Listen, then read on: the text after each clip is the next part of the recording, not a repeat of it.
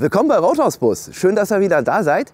Heute, wie angekündigt, geht es weiter mit unserem Offroad-Tuning. Wir bauen die Hijacker hinten ein, also das Luftfahrwerk auf der Hinterachse, mit dem Ziel, den Wagen hinten so ein bisschen höher zu bringen für die Piste. Ja, wir hoffen, dass wir 3 cm rausholen. Mal gucken, wie viel es am Ende ist. Viel Spaß beim Video.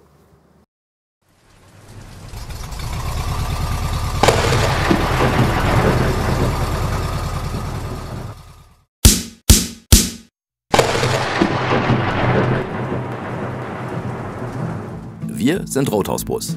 Ich bin Alessandra. Und ich bin Björn.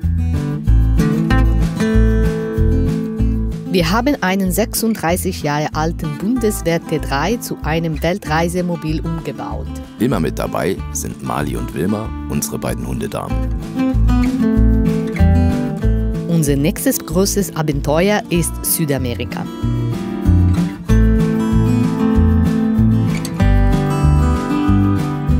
Kommt mit und steigt ein.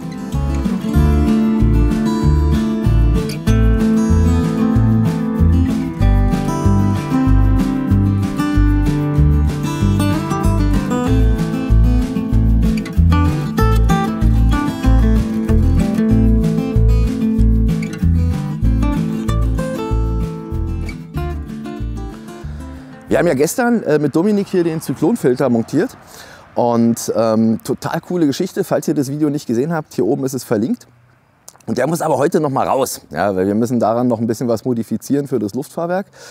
Wir sind so gespannt, also wir hoffen, dass das unser Problem löst. Wir hängen ja hinten so ein bisschen im Sack. Und wenn wir jetzt, wenn wir 3 cm schaffen, bin ich ja schon zufrieden. Aber wenn es mehr ist, ist natürlich geil. Also, mal schauen, was dabei rauskommt. Das Ding kommt jetzt raus, Luftfahrwerk rein. So, und dann bin ich gespannt, was das Ergebnis ist.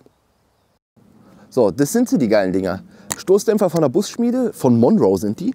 Und zwar luftunterstützt. 58 cm lang, voll ausgefahren und ich glaube 36 eingefahren. Auf jeden Fall kann man die bis 10 Bar aufladen. Und dann sollte der Bus eigentlich selbst bei voller Beladung hinten wieder stabil sein.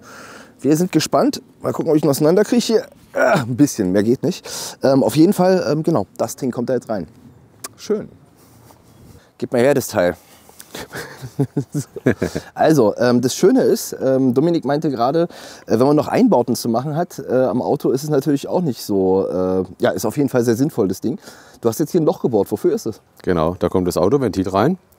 Das ist im Zubehör dabei für die Stoßdämpfer, die man über Druckluft noch mal aufpumpen kann. Je nachdem, wenn man ein bisschen zu schwer beladen ist, kann man da noch mal Luft nachpumpen und das Auto wieder nachregulieren an der Hinterachse. Genau, also die Luftstoßdämpfer, die wir jetzt einbauen, er hat die ja schon eine ganze Zeit lang, also für den Synchro, unsere sind ein bisschen kürzer, die gibt es als Set, könnt ihr irgendwo im Internet kaufen. Aber was das Schöne ist, wir hängen ja hinten ein bisschen runter und nach diesem Einbau können wir eben hinten hochpumpen. Und wir müssen kein Loch in die Karosserie machen, weil wir ja dieses geile Teil haben. Und ja, da kommt das Ventil hier rein. Cool, freut mich. Na dann weiter. So, und jetzt kommt das Teil wieder hier rein. Jawohl. Und wir packen diesen Schlauch, hier ist er. Also sehr vertrauenserweckender Schlauch, aber es soll wohl funktionieren. Das Teil kommt dann hier unten rein, wird unten durchgeschoben zu den beiden Stoßdämpfern. Ja, und dann können wir die Dinger regeln. Und ich bin so gespannt, wie das wird, ob wir wirklich diese 5 cm wieder hochkommen, die wir einfach hinten im Sack hängen. Oder ob wir noch irgendwas an den Federn machen müssen. Aber wahrscheinlich sollte das reichen. Schauen wir mal. Ja, hoffen wir. Dann suchen wir mal den Anfang. Stopfen wir den mal runter. So, ich helfe dir mit der Helping Hand, ne? Ja.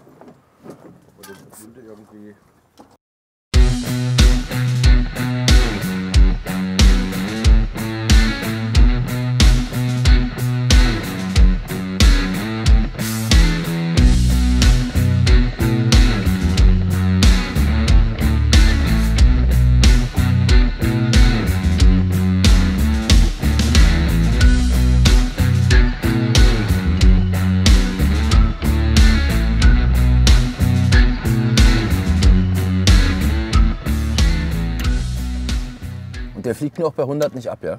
Also meiner hebt, aber schneller bin ich auch nicht. Also Traktoren sind ja meistens nicht auf 100 km/h ausgelegt. Ja.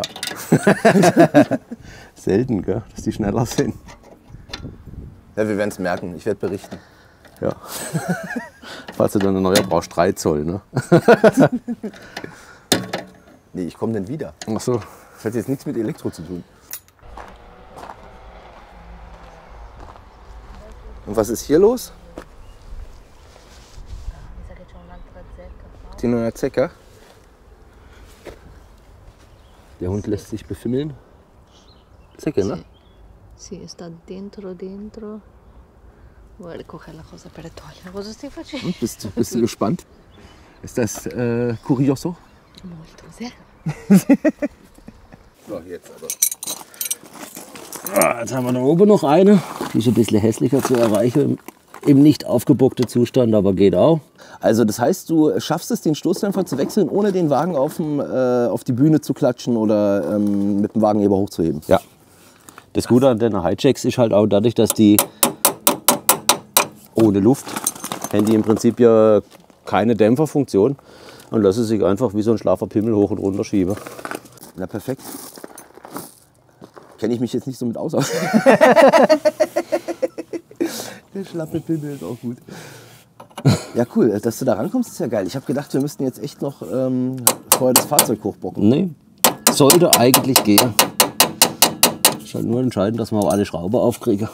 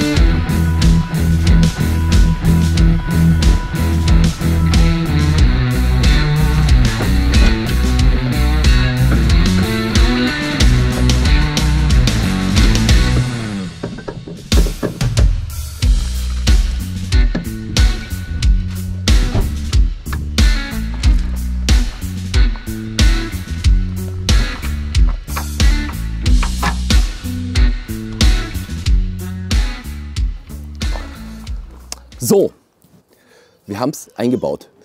Ich bin total gespannt, weil wir setzen ja ab und zu mit unserem Auspuff hinten auf und wir wollen, also 3 cm, so, das wäre schon ein Traum, ja, wenn wir mit den Dingern hochkommen.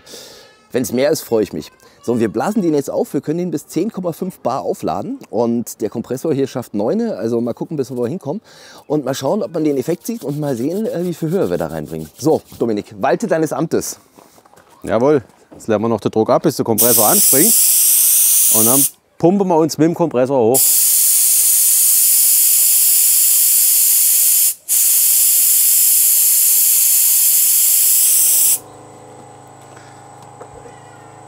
Feuer frei.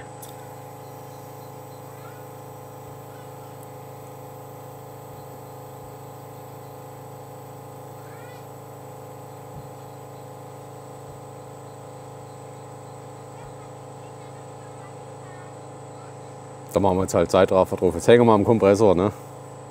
So, naja, das ist auch so, ich glaube, man sieht es richtig. Man sieht richtig, wie das Rad hochgeht. Ich stehe gerade hinter der Kamera am Monitor und man sieht richtig, wie das Rad hochgeht. Ist ja der Knaller, ey.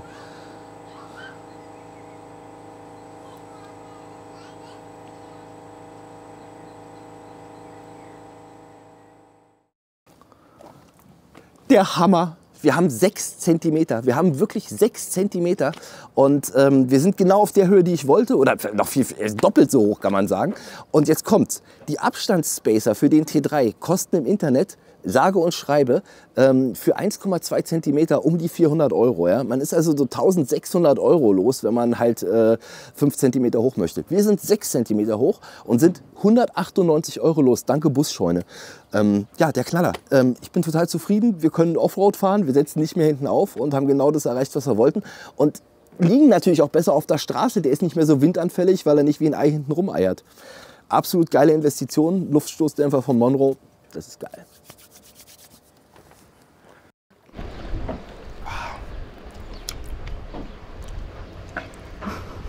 Was sagst du? Kalt. Der Kühlschrank und T3 funktioniert. Aber geil, oder? Voll erfrischend, ne? Ja, schmeckt auch ein bisschen malzig. Ja, genau. Und das ist halt eben mega erfrischend, weil die trinken eben nicht so schwere Biere wie wir so. Aber bei 35 Grad und schwitzen, der Knaller. Ja, Prost. Fertig. Das hat alles gut geklappt. Das Thema ist durch. Zyklonfilter ist drin, Stoßdämpfer sind drin. Wir sind 6 cm höher, viel mehr als ich gedacht habe. Zu einem Preis, der schier unglaublich ist. Also die Dämpfer kosten 198 €. Absolut empfehlenswert. Und selbst wenn sie kaputt gehen, hängt man halt auf einer Seite runter und kauft sich einen neuen und baut ihn halt wieder ein. Auf jeden Fall hat das alles gut geklappt. Wer Fragen hat, Anregungen braucht oder wie auch immer, einfach mal bei Dominik melden, T3 Synchro Schrauberecke. Und wir sehen uns beim nächsten Mal, wenn es wieder heißt Alessandra und Björn auf Reisen. Ciao!